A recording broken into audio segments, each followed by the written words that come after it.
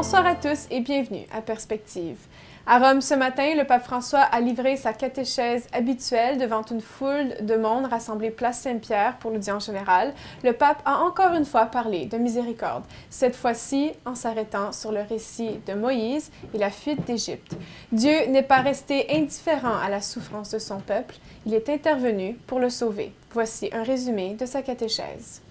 Frères et sœurs, la miséricorde de Dieu accompagne le peuple d'Israël sur des sentiers de grâce et de réconciliation tout au long de son histoire.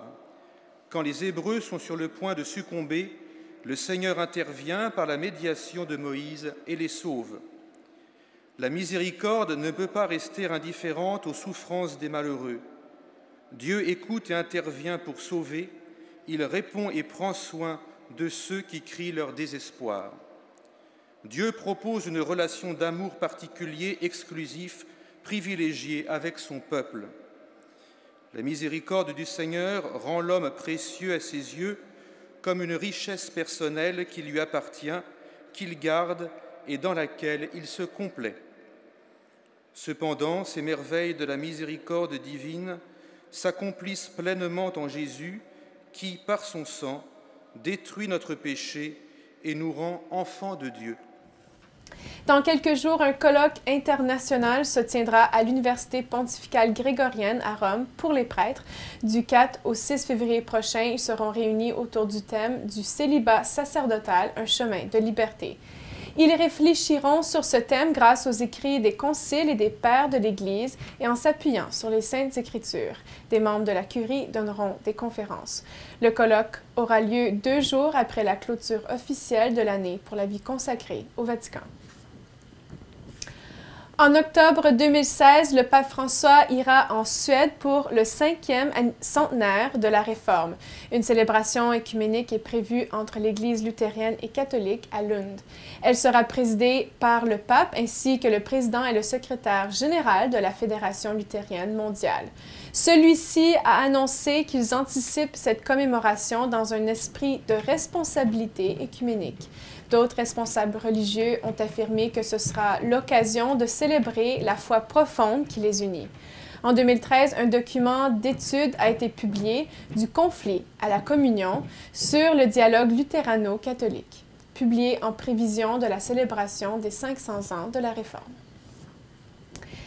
Les 6 derniers diocèses missionnaires du Nord canadien ont été transférés sous le droit commun de l'Église, entré en vigueur lundi dernier.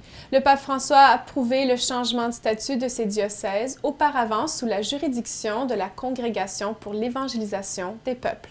Ce sont les diocèses de Kiewah-Nlipa, Churchill-Baie-du-Son, Moosonee, Grouard-McLennan, Mackenzie-Fort Smith et Whitehorse. La Conférence épiscopale du Canada avait réfléchi sur une nouvelle formule pastorale et financière des circonscriptions ecclésiastiques pendant près de 25 ans. Le président de la CECC, Monseigneur Douglas Crosby, a accueilli la décision du Saint-Siège en disant que le transfert signifie que les 6 évêques concernés, avec l'aide de tous les évêques et de tous les fidèles catholiques du pays, sont dorénavant responsables de la vie pastorale de leurs églises. Des organismes religieux de bienfaisance ont accueilli la décision de l'Agence du revenu du Canada de mettre fin au programme d'audit controversé. Des vérifications politiques avaient commencé en 2012 sur environ 30 organismes avec un budget de 13,4 millions de dollars. Selon Canadian Catholic News, Ryan Worms de Développement et Paix dit être heureux de la décision. Cela veut dire que les ressources du gouvernement seront consacrées à des programmes de développement plutôt qu'à une évaluation de l'activité politique d'une ONG. Les audits sont utiles, a affirmé le directeur de CPJ, Citoyens pour la justice publique, mais la loi sur ces audits est trop stricte et ambiguë. Des 30 organismes sous contrôle, 5 associations ont été révoquées. L'ARC lance des audits sur 1% des 86 000 organismes de bienfaisance au Canada chaque année. C'est tout pour aujourd'hui. Merci d'avoir été avec nous et à très bientôt.